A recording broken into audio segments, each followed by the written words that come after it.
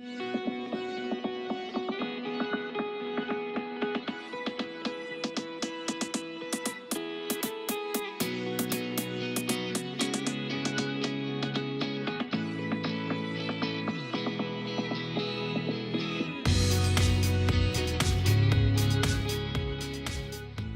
I want to say welcome to the show. Welcome to your beautiful day. Thank you very much for having me. You're very welcome. Thank you for taking the time. And how is the weather in Gibraltar right now? Well, it's quite sunny, although today is a bit cloudy though, but it's been very sunny indeed. We hardly have any rain here.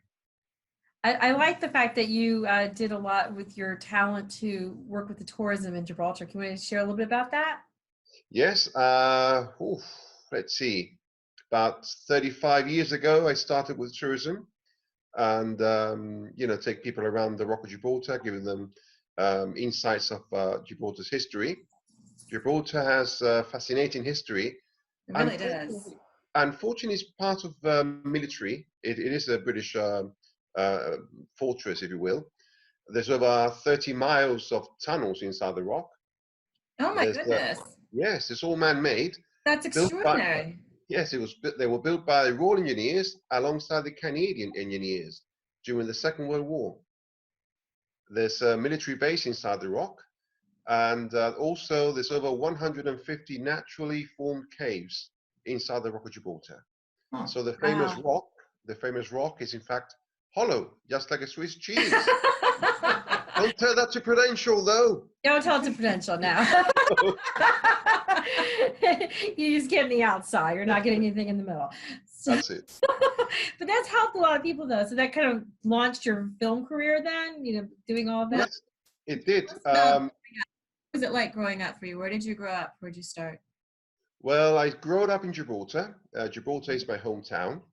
And basically, it's a lovely place to live, lovely place to grow up, and it's very safe. There's no crime here.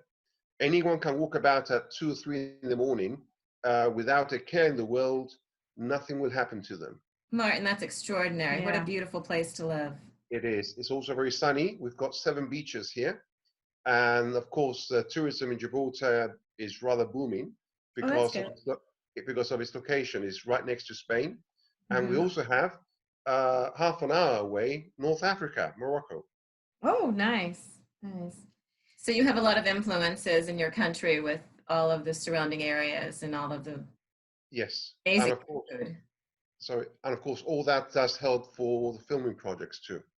I was going to say, that it helps with the culture and the diversity to give a lot of great projects. So tell us a little bit about your projects that you've been working on. Well, lately I'm developing about 3 different projects at the same time. These are A Cannibal Mind, based on a true story about a serial killer who lasted 12 years killing people and eating them. Oh, gracious. Yes. And it happened in India, apparently, in Mumbai, somewhere. And it's an interesting feature. And also the screenplay I co-wrote with another producer, who's we are doing this together.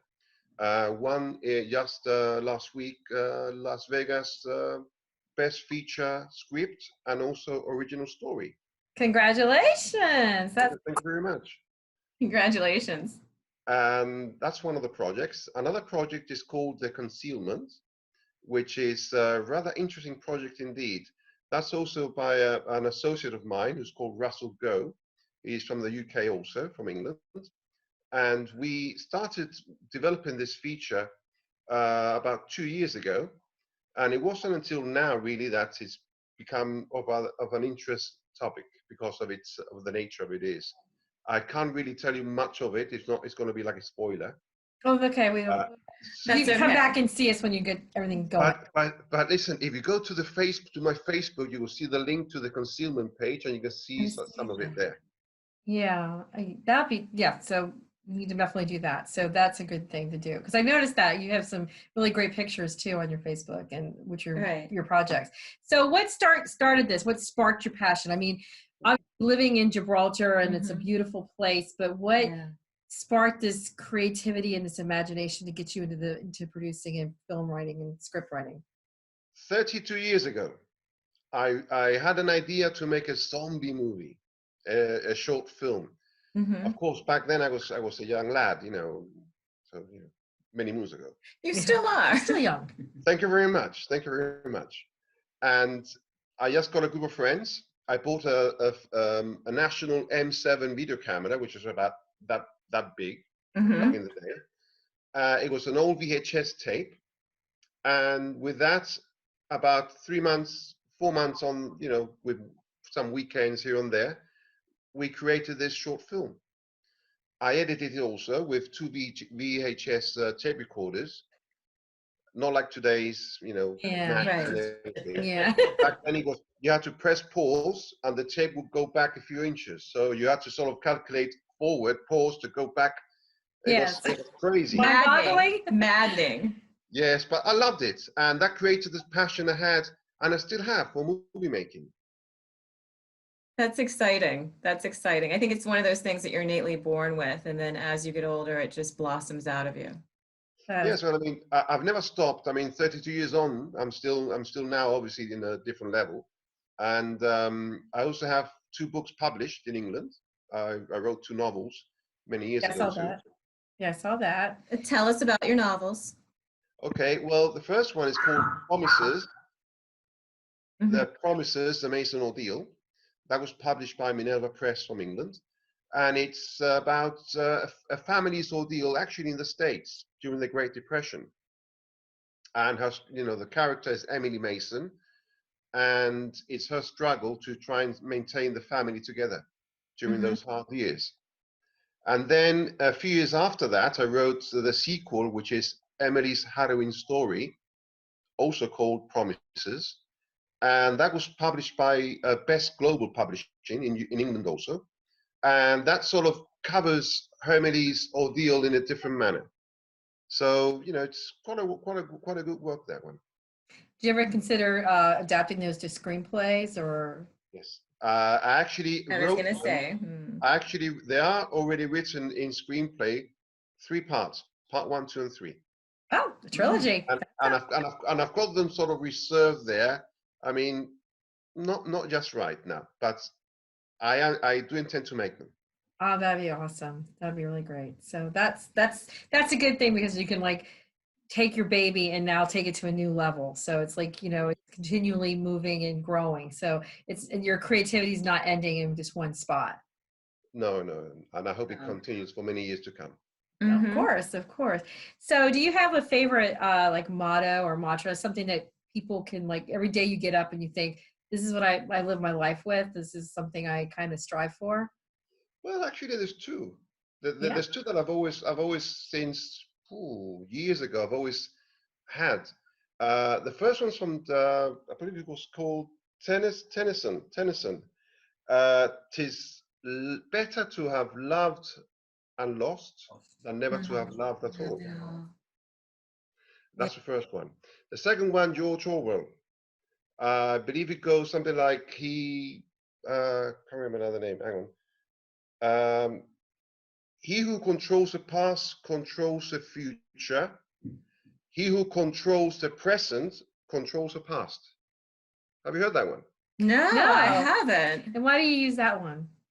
Because it's actually interesting that we are in the present today. Right. And we have all these goals, we want to reach that, we want to reach this, we want to reach that. But we have to remember where we came from back there. Exactly. So if we control what's back there, we control what's in front of us. I love that. We have to remember where we come from, in other words. Yeah. It's very profound. Yeah. We were just talking to another person today, and we were talking about how sometimes if a tragedy comes in your life, how you kind of can take that and make it into something better than being something that's holding you back. So was there ever like a regret or like something that kind of you felt like there was this big obstacle in your way, but yet you just moved ahead and, like you said, to be able to control your future? Well, obstacles in a sense, there's always obstacles in life. And the obstacles that we most tend to hit more than once is the ones we've got right in front of us. And we don't see them because they're there. Could be family members, could be loved ones.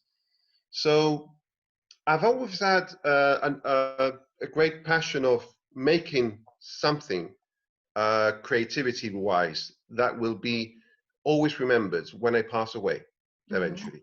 So they'll always remember this particular project done by myself, although myself is not important, it's whatever the story is. Right. Yeah, so I suppose I have to give thanks to my ex-wife for never believing in me. That's it. Yeah, she always closed doors. Mm. You know, And what are that's you why there are doing? exes. Yeah, what are you doing again in the telephone 24/7 or this or that? You never take me out, this or that. And I said, listen, it's either you or my passion. Right. And I would like to have both. And I will equally make an arrangement to have both. But she didn't like that. So, you know. No, I understand. Yeah, I think when you have to have somebody in your life, like you said, the obstacles, even those people who, like you said, the naysayers, you have to have people in your life who can understand that you have to be who you are, and you have to be able to create. You have to believe in yourself. And you have to believe in yourself, and they have to believe in you too. So that's great advice. Thank you for that one. My pleasure. Yeah. I know there's a lot of people just like me, and there will be many people in the future, the same as us, who are passionate about making stuff, making films, making stories, and making a point based on those stories. Exactly. So I want to encourage them to continue what they're doing, and never to lose hope, and always believe that in themselves that they can do it. There's the never. It's where there's a will, there's a way. You've got to make it, Absolutely. and you will do it. Yes. Yes. And never give up in that whole process, because Never. with me, I've had my corporate friends going, why aren't you getting a corporate job and doing, and doing this corporate lifestyle? And I'm like, this is what I'm supposed to do. I'm supposed to be screenwriting. I'm supposed to be doing movies. I'm supposed to be doing this. And I think once you completely have that tunnel vision of this is the way, like the Mandalorian, this is the way, Yeah. everything falls into place. It does. Everything is just right there, and it's completely obtainable. And it becomes much easier to obtain it. Very much easy to obtain it. Yeah, absolutely.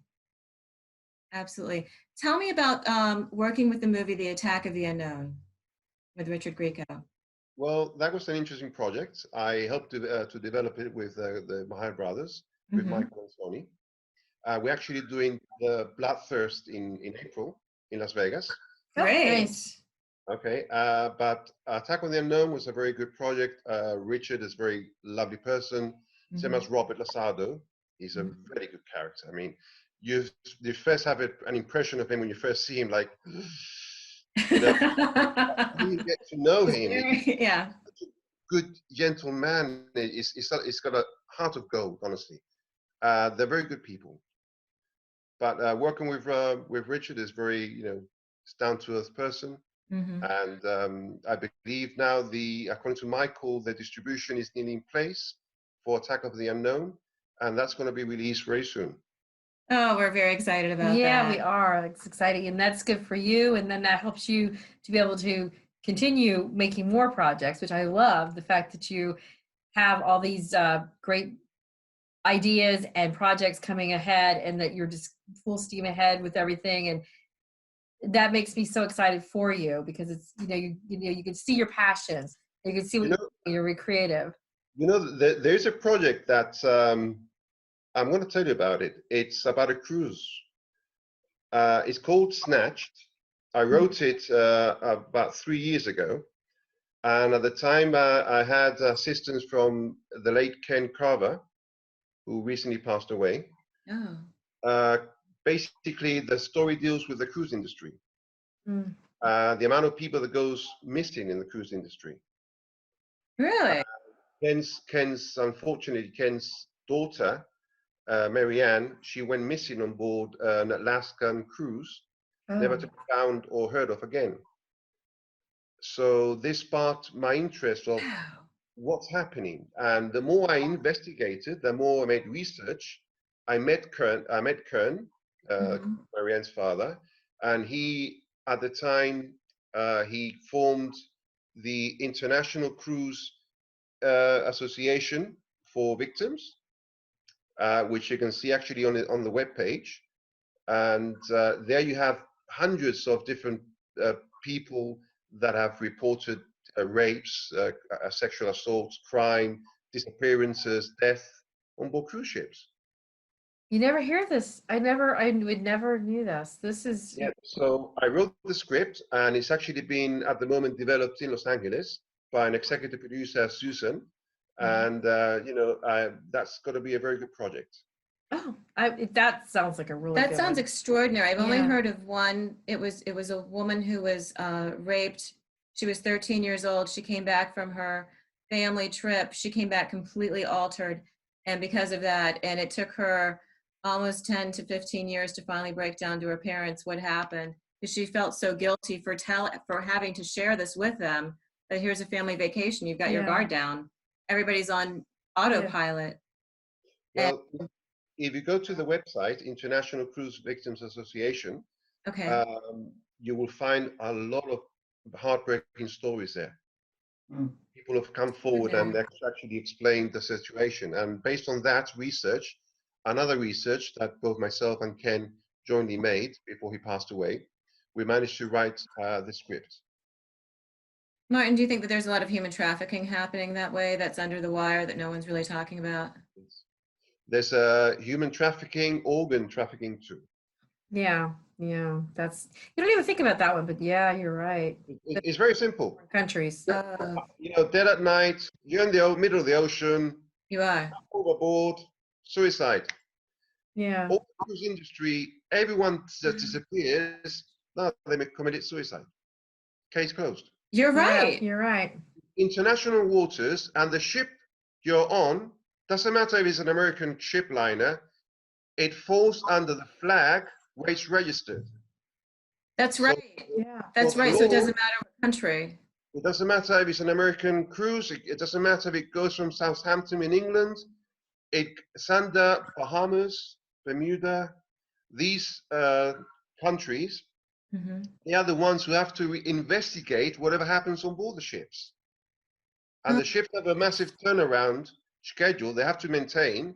Of course. There's no time for a full-scale investigation.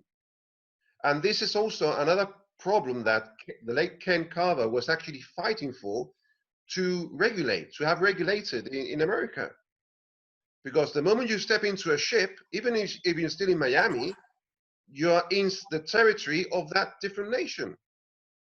And there's no police on the ship. Port right here in Tampa. Yeah. I mean, we have cruise ships in and out of Tampa all the time. Yeah. There's no police on the ship. No. From the country. There's only security officers from the ship. So it does make you wonder, how are you actually safe? How safe are you and your family when you go to a cocktail and you have a 3 or 4 year old, in your stateroom with a total stranger, right, as a nanny or babysitter, So it's a lot of stories, and the research I've done has taught me a lot of horrendous stories that's happened on board ships, unfortunately. And it doesn't matter how expensive the ship is. I was going to say, people think they're safe. How expensive the cruise is. No, it doesn't matter. Across the board. What matters is the safety that you create. So you have to be always vigilant. You can have a lovely time on a cruise ship. I'm not saying you won't. Just be safe. Check around. Who's watching? What are you doing? Are you maybe creating too much of attention to yourself? And, just play it safe and have fun on a cruise ship. And playing it safe. But a lot of people, it's the time of excess. It's almost like the Jimmy Buffett song where they're throwing their entire life into 4 days. Yeah. And always buddy system. Always. Never. Yeah. So anyway, that's called Snatched, the script. And hopefully that's going to be coming out sometime next year. Oh, I'll definitely be watching that one. That sounds really good. So anything else going on with you? You sound like you're really busy. But do you want to say anything? No. I'm I brought Terry along in case he had any questions on filming or filmmaking. I love the whole process. Yes, well, filming is lovely. I mean, every time you watch a film in a cinema, you have to remember it's normally 2 years' work that you're watching. Yeah, it From is. the moment the project is actually thought of, written, Right. to the getting the finance ready, the distribution in place, sales production team, pre-production, production of the principal photography, post-production, distribution. By the time you sit on the cinema with your popcorn and soft drinks, it's 2 years of work you're watching. Not many people realize that. And thousands of jobs in the process that go into it. Yes, I mean, it's thousands of just jobs. so much editing that goes into it, and putting it together, and script. I love the entire process of it. Is there a film or two that you've done that has just stuck out in your mind of being like this is the best that I've done so far, or this is what I want to hang my hat on? Oof. I know. I would say You've there's done two. so many, honey. You've done so many. Yeah, you have. I would say there's two. There's one, The Shepherd, based on a true story. My good friend Laszlo Illes from Hungary, we made The Shepherd actually early of last year, and so far it's won about 25, 23, 24 awards. Well, Congratulations. thank you very much. And it's a very heartfelt story about a shepherd back in the Second World War in Eastern Europe, who's hiding these Jewish people. And then this group of Nazis come along, and they start shooting everyone, and he has to confront himself between, does he save a girl's life, or does he hand her over? And that's the climax of the story. I'm not telling you any spoilers. No, we're gonna go watch it. No spoilers. But it's a very emotional film. And then there's another one, also based on a true story, which is Scotland. And actually, that one's won over 60 international awards. Wow. And it was also selected for the first round of the Oscars for this year. Oh, congratulations. Along with 333 other films. Unfortunately, we didn't go into the other round, but we actually had the foot inside. Well, when you have your foot inside, do you feel like this, your name is out there and your projects are out there, that maybe next time when you're submitting something, they'll say, oh, I remember that other film, and I remember this, how you do things. Good things are coming from this guy. Yeah. The film A Cannibal Mind, which is about the serial killer, it's with the same team we did Scotland last year. And our aim is to also submit this one for next year's Oscars. Well, we are just going to be, fingers crossed. Fingers crossed. Fingers crossed. Do it. So yeah, I find this amazing listening to you. She loves the industry. I'm new. I'm bringing her in. Yeah, I'm bringing her in like Lucy. Yeah, more the merrier.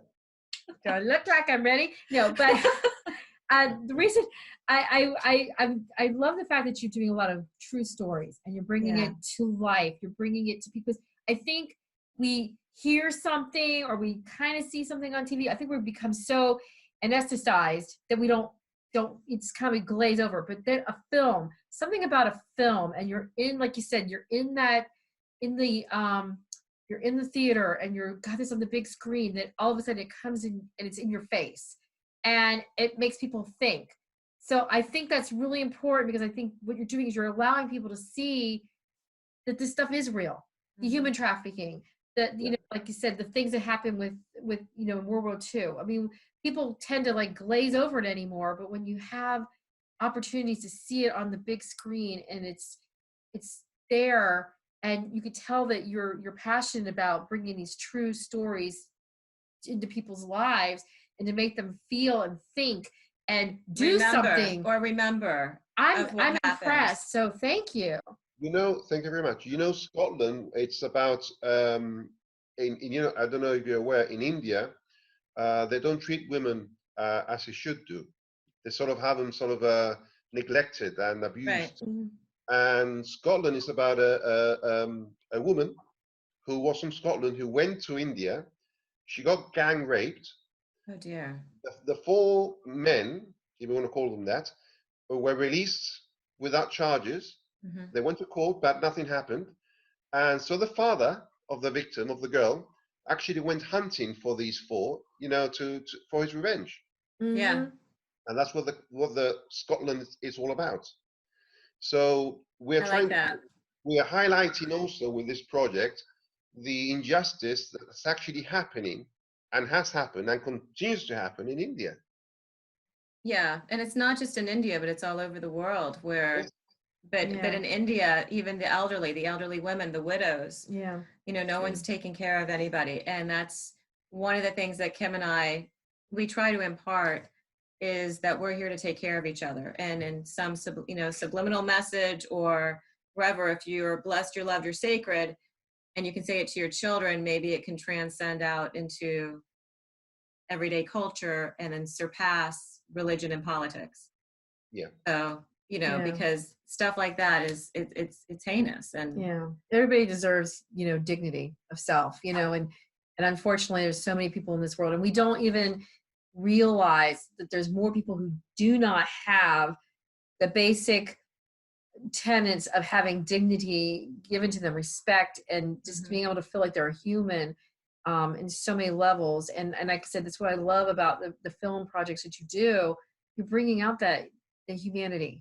Well, it's the yin and the yang too, because you have the zombies, you have the Attack of the Unknown. I hope that there's a sequel for the Attack of the Unknown, because it's still being attacked.